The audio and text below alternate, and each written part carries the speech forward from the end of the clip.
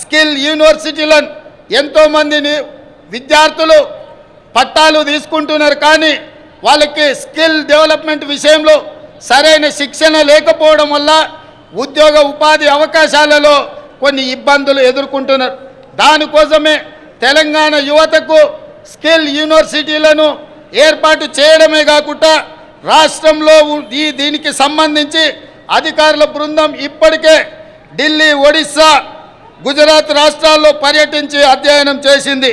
అదేవిధంగా అమ్మ ఆదర్శ పాఠశాల కింద 26,825 పాఠశాలలో మౌలిక సదుపాయాల కల్పన, బాలికల కోసం ప్రత్యేక టాయిలెట్ల నిర్మాణం, మంచినీరు, విద్యుత్ సదుపాయం కల్పిస్తున్నాం. దీనికోసం 1,135 కోట్ల రూపాయలు కేటాయించాం. ఇదే కాకుండా స్కిల్ డెవలప్మెంట్ విషయంలో రాష్ట్రంలో 65 ఐటీఐలు ఉంటే ఈ 65 ఐటీఐలను టాటా సంస్థతో ఒప్పందం చేసుకొని వాటిని అభివృద్ధి చేసి వాళ్ళకు శిక్షణ ఇచ్చి ఉద్యోగ ఉపాధి అవకాశాలు కల్పించే విధంగా టాటా సంస్థతో మా ప్రభుత్వం ఒప్పందం చేసుకొని నిరుద్యోగ యువకులకు ఉద్యోగ ఉపాధి అవకాశాలు కల్పించాలని ఈనాడు మా ప్రభుత్వము కృతనిశ్చయంతో ఉన్నది. అదేవిధంగా మిత్రులారా, తెలంగాణ సమాజం అంటేనే వ్యవసాయం. మన సంస్కృతి, మన సాంప్రదాయం అంటే వ్యవసాయం. ఈ వ్యవసాయానికి రైతును రాజును చేయడమే మా సంకల్పం. అందుకోసమే మా ప్రభుత్వం రైతు బాగుంటే రాష్ట్రం పచ్చగా ఉంటుందని విశ్వసించే ప్రభుత్వం.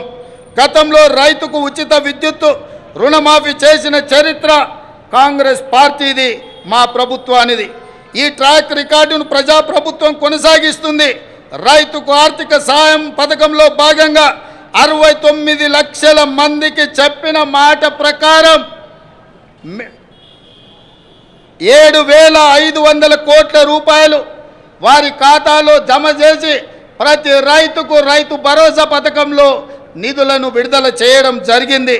అదేవిధంగా ఇటీవల కాలంలో అకాల వర్షాలతో పంట నష్టం జరిగితే ప్రతి ఎకరాకు 10,000 రూపాయల నష్ట పరిహారం ఇవ్వడం జరిగింది.